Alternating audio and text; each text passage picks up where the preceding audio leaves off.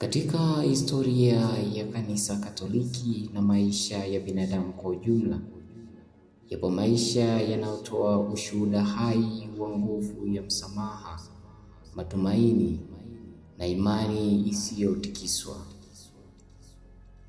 Leo tunasimulia historia ya mwanamke aliyepitia mateso makubwa ya utumwa, lakini akaibuka kuwa ishara ya uhuru wa kweli wa ndani. Huyu ni Mtakatifu Josephine Bakita, binti wa Afrika, mtoto wa Sudan, mtumwa wa zamani na mtawa wa Kanisa Katoliki, hatimaye mtakatifu.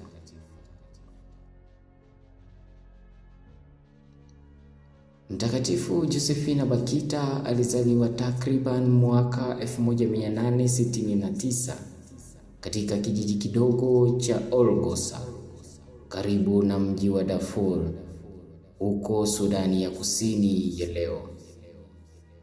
Alitoka katika familia yenye amani, mshikamano na heshima kwa mila za kijamii.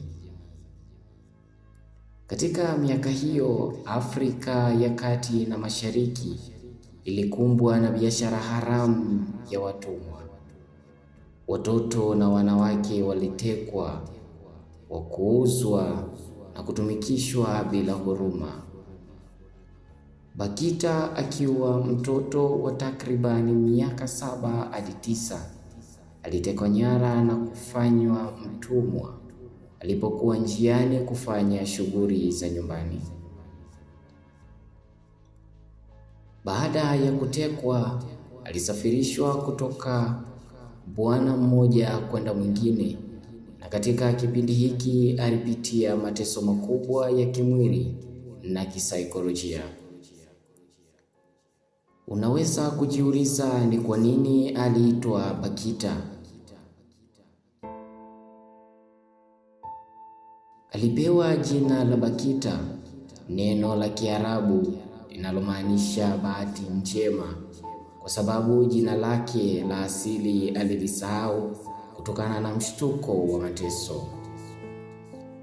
Alifanyishwa kazi ngumu, alipigwa viboko na hata kuchorwa ngozi kwa visu kama alama za utumwa, jambo lililosababisha majeraha zaidi ya 144 mwilini mwake. Hata hivyo, katika giza la mateso, moyo wa Bakita haukujawa chuki, na baadaye angeweza kusema, kama nisingepitia mateso yale, nisingekuwa Mkristo leo.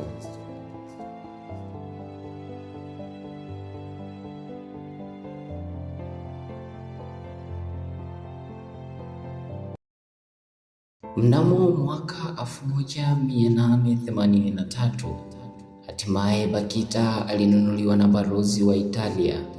Huyu alijulikana kwa jina la Calsto Legnan. Alimpeleka Italia, na hapa kwa mara ya kwanza alikutana na mazingira yenye utu zaidi. Aliishi katika familia ya Michel na baadaye kupelekwa katika nyumba ya watawa wa Canossa, mabinti wa Canossa huko Venice.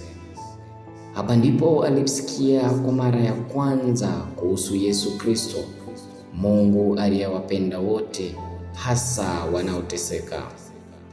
Mnamo mwaka 1889, kwa msaada wa sheria ya Italia, alitangazwa kuwa huru rasmi, kwani sheria za Italia hazikutambua utumwa.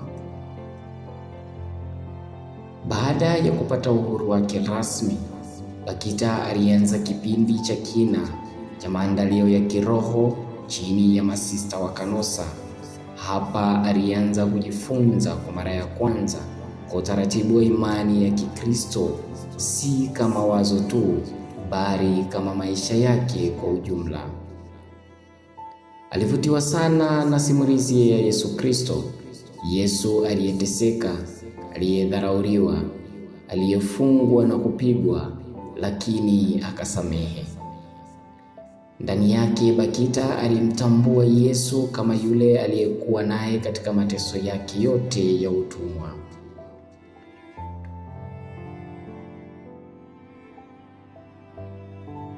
Mwaka 1890 Mtakatifu Josephine Bakita alipokea sakramenti za ubatizo, Ekaristi Takatifu pamoja na kipaimara.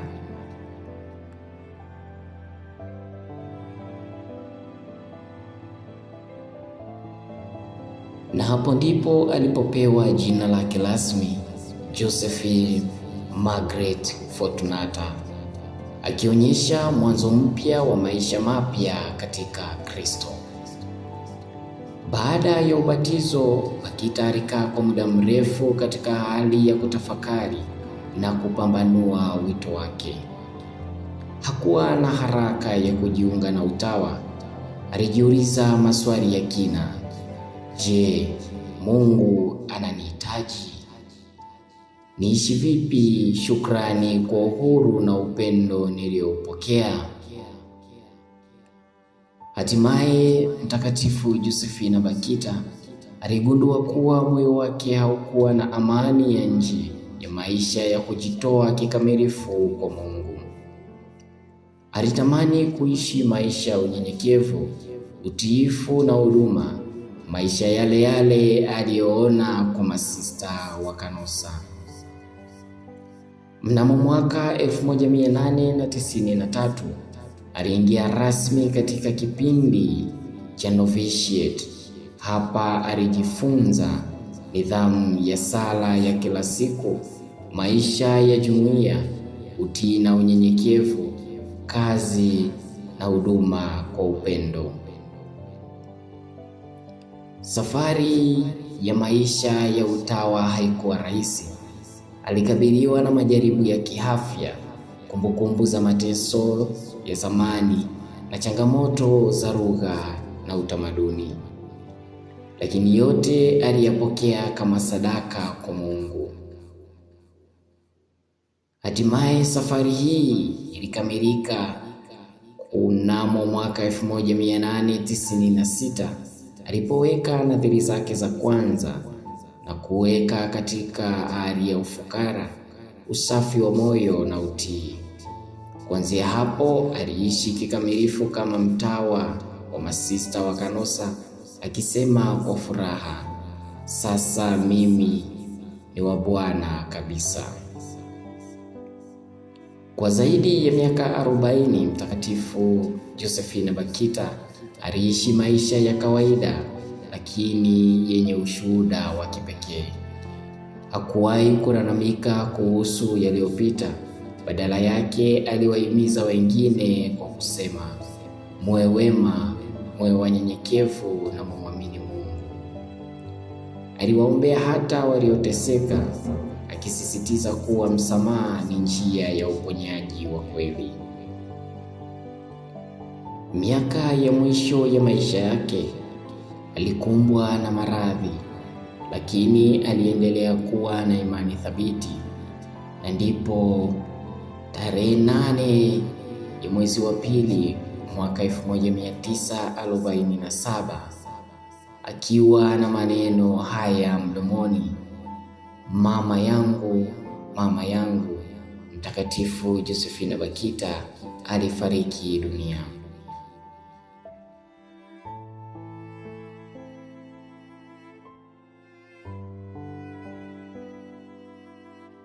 Haikuchukua muda, mwaka 1992 Baba Mtakatifu Yohane Paulo wa pili alimtangaza kuwa mwenye heri, na hapo ndipo mwaka 2000 Oktoba 1 ndipo akatangazwa mtakatifu. Leo hii Mtakatifu Josephine Bakita anaheshimiwa kama mtakatifu wa msamaha, mtetezi wa waathirika wa biashara ya kibinadamu, yani human traffic, na pia mlezi wa Afrika. Historia ya Mtakatifu Josephine Bakita ni mwaliko kwa ulimwengu wetu wa leo, ulimwengu unaokumbwa na ubaguzi, unyonyaji na kukosa huruma.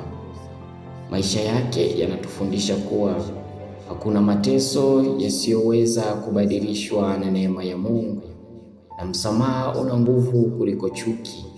Heshima ya binadamu haiwezi kufutwa. Tunaweza kujiuliza, unaweza kuishije maisha yako kwa nguvu ya msamaha, upendo na imani kila siku?